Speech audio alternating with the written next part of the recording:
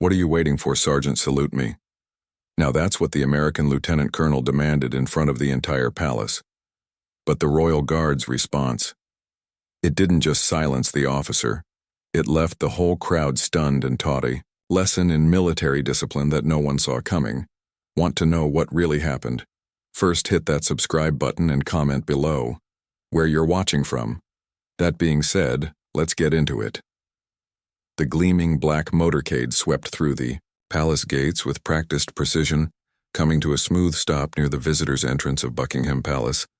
A light morning mist hung in the air, softening the edges of the historic stonework, while amplifying the vibrant colors of the meticulously maintained gardens. The palace grounds bustled with the usual mixture of tourists and official visitors, their excited murmurs creating a constant backdrop against which the day's events would unfold.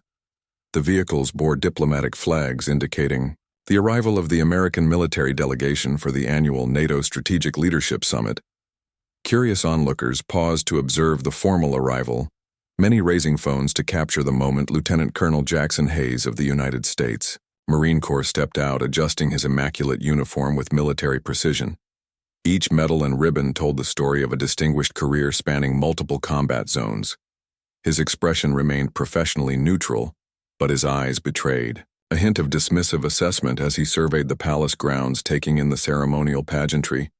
With barely concealed impatience, all this pomp for what's essentially a glorified meeting.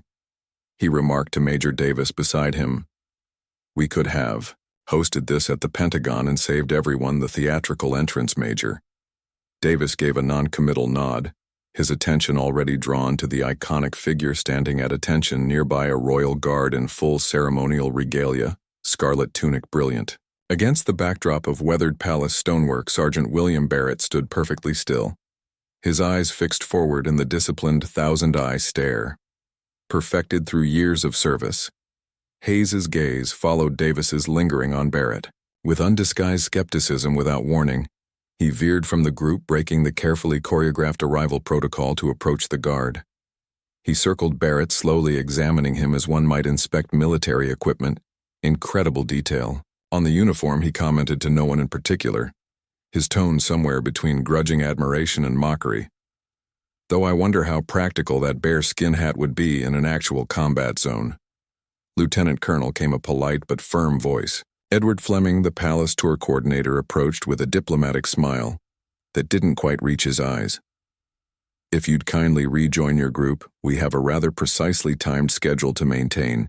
As the delegation walked the palace grounds, Hayes remained distracted, his attention repeatedly drawn to the royal guards positioned at various points. "Tell me," Hayes said suddenly, interrupting Fleming's explanation about the historic rose varieties. "These guards, they're just ceremonial right for the tourists." Before Fleming could respond, Hayes turned to his American colleagues. "It's like having mannequins. In uniform back home, we put our soldiers to actual use." Colonel Wilson, the senior American officer, frowned slightly. "The Royal Guards are an operational battalion of the British Army. Jackson, they rotate between ceremonial duties and regular deployments." Hayes raised an eyebrow. "Seems inefficient to have combat-trained personnel standing like statues in the Corps. We optimize utility across the garden." Captain Richard Wells of the Royal Guard Command noticed the American officer's gestures toward Barrett's position. Having overseen the Royal Guards for 7 years, Wells had developed an instinct for identifying potential incidents before they occurred.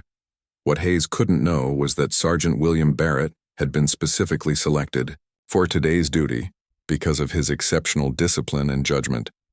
Just 3 months prior, Barrett had completed his 4th combat deployment, serving with distinction in a classified joint operation where his unit had extracted high V-value intelligence assets under heavy fire. That operation had earned Barrett the Military Cross for Valor. Though the precise details remained classified, his personnel file contained commendations from American Special Forces commanders who had described Barrett as unflappable under extreme pressure and exhibiting extraordinary discipline in chaotic conditions. The same qualities that made him exceptional in combat made him perfect for Royal Guard duty, where the mental discipline required to maintain ceremonial precision complemented the control needed in battlefield situations. "I served alongside the Queen's Guard in Helmand Province," offered Major Hollet, a British military attaché, accompanying the group. "Some of the finest soldiers I've encountered." Hayes gave Holay a skeptical look. No disrespect to your forces, Major. But there's a difference between theatrical performance and combat readiness. These palace mannequins might look impressive, but modern warfare demands constant training and tactical flexibility, not standing still. For hours, we'll take a brief moment here to admire the Western facade before continuing to the changing of the guard ceremony. Fleming announced to the delegation as the group dispersed slightly to take photographs. Hayes seized the opportunity. Slipping away with practiced ease, he moved with purpose across the grounds, straight toward Sergeant Barrett's post. Hayes positioned himself directly in Barrett's line of sight, deliberately inserting himself into the guard's thousand-y stare. Impressive discipline, he remarked, his tone suggesting it was anything but, though I wonder what tactical advantage comes from standing motionless. While a potential threat evaluates your position, a small group of tourists had gathered nearby, sensing the unusual interaction. Most visitors maintained a respectful distance from the guards, but Hayes closed to within arm's length, examining Barrett with the critical eye of a drill instructor, finding fault with a new recruit in the Corps. We train our Marines to respond to threats, not ignore them. Hayes continued, circling Barrett slowly. This ceremonial rigidity might look good on postcards, but military effectiveness is measured by adaptability, wouldn't you agree? Barrett remained perfectly still, giving no indication he'd heard the provocative comments. Lieutenant Colonel called Major Davis, who had noticed Hayes's absence and followed him. The delegation is moving on. Hayes waved him off without looking back. Just having a professional exchange with our British counterpart here. His emphasis on professional carried unmistakable sarcasm. Davis finally succeeded in pulling Hayes away, but the lieutenant colonel paused, looking directly into Barrett's eyes. We'll continue this discussion later, Sergeant, he said, misreading the insignia on Barrett's uniform. I'm curious to see how this ceremonial training translates to real military engagement.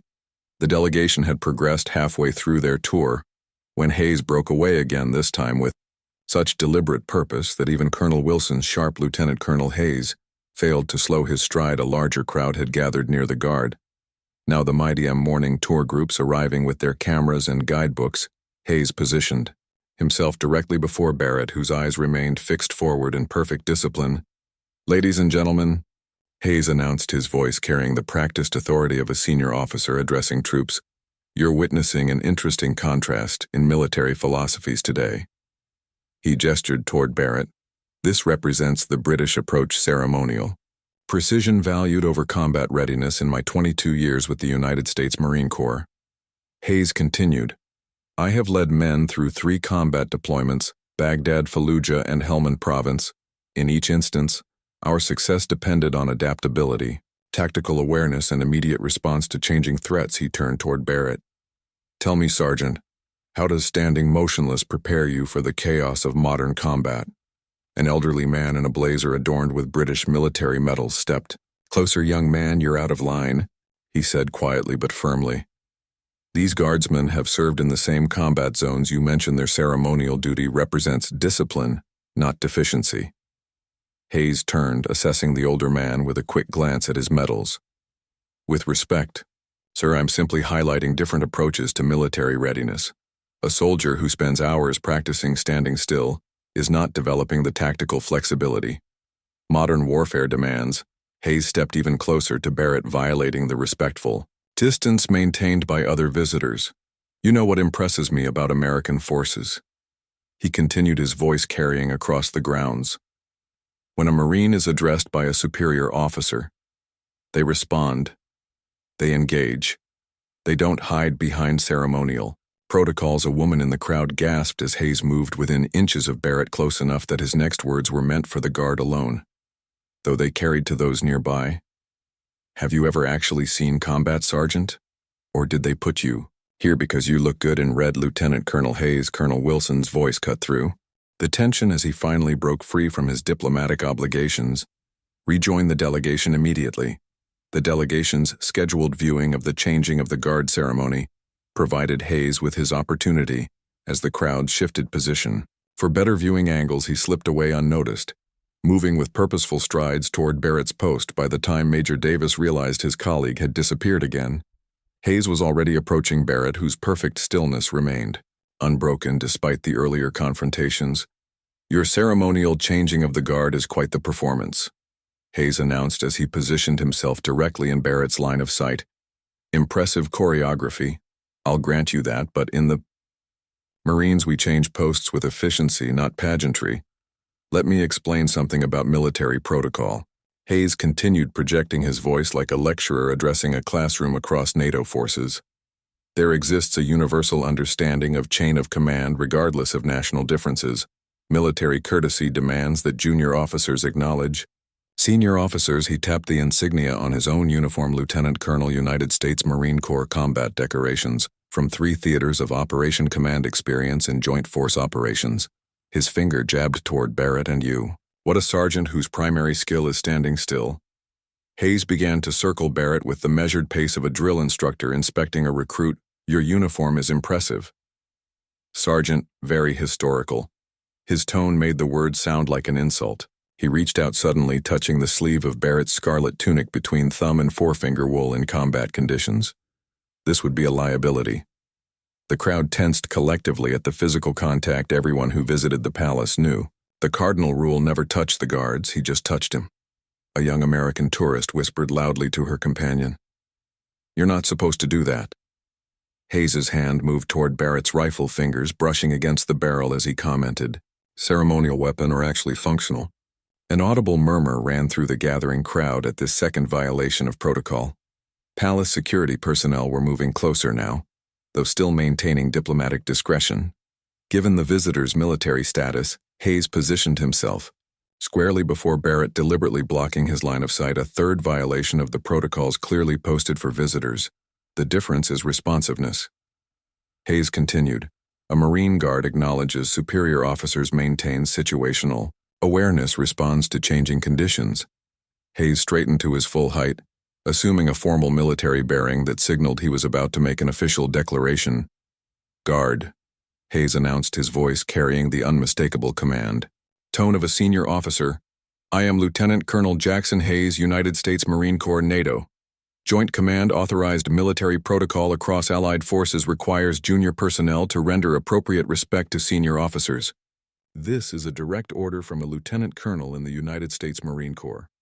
Hayes stated each word precisely enunciated. "Salute me now."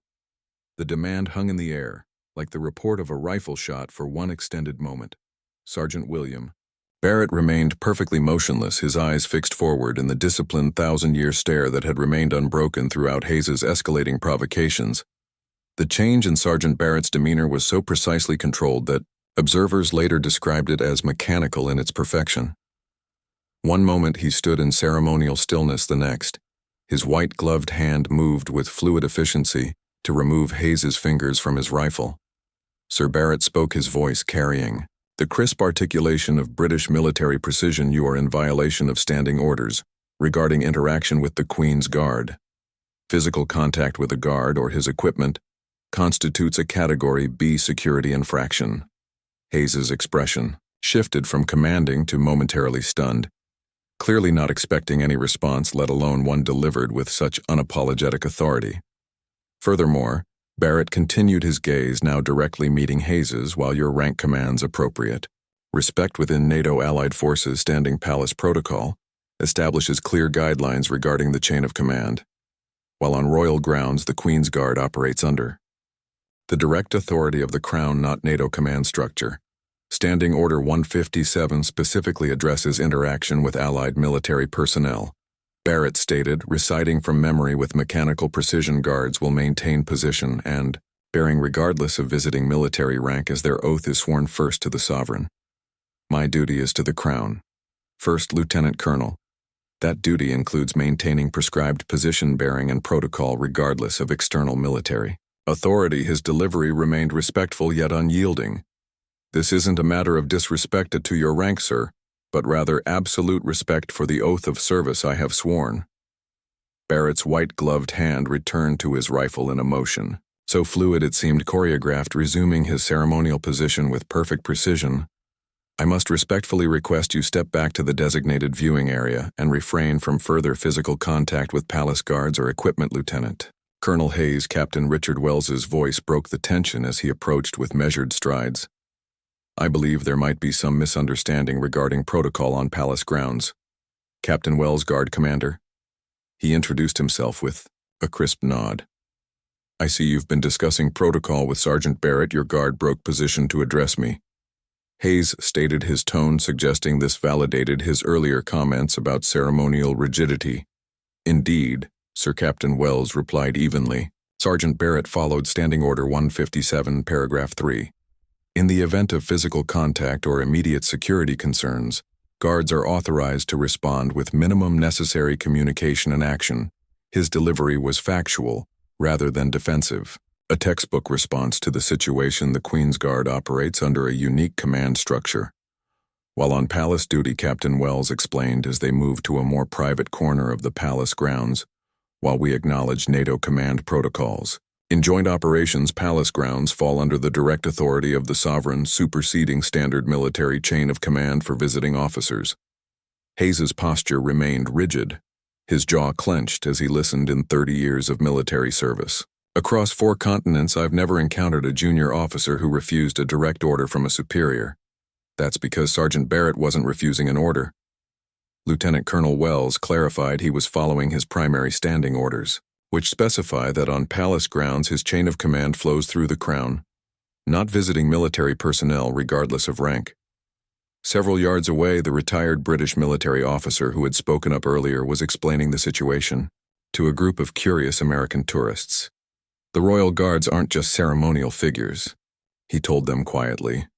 They're active combat soldiers, many with multiple deployments. Barrett there served with distinction in Afghanistan alongside American forces. Colonel Wilson had finally located Hayes and approached with barely concealed frustration. Lieutenant Colonel, the delegation is awaiting your return, he said, his tone making it clear this was not a request. Perhaps I might offer some context.